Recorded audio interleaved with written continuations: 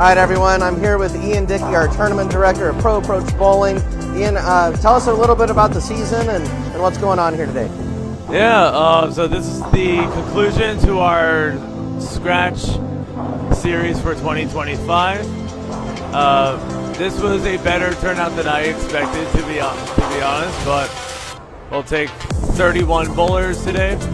So we have 31 bowlers today, paying out the high female and high senior outside of cash. And then we'll be paying out $1,000 for first place. Nice. And then immediately after this tournament ends, after I get all the points finalized, the top 8 in our points race from all year long, we'll be bowling our elimination finals. So it's been a great season.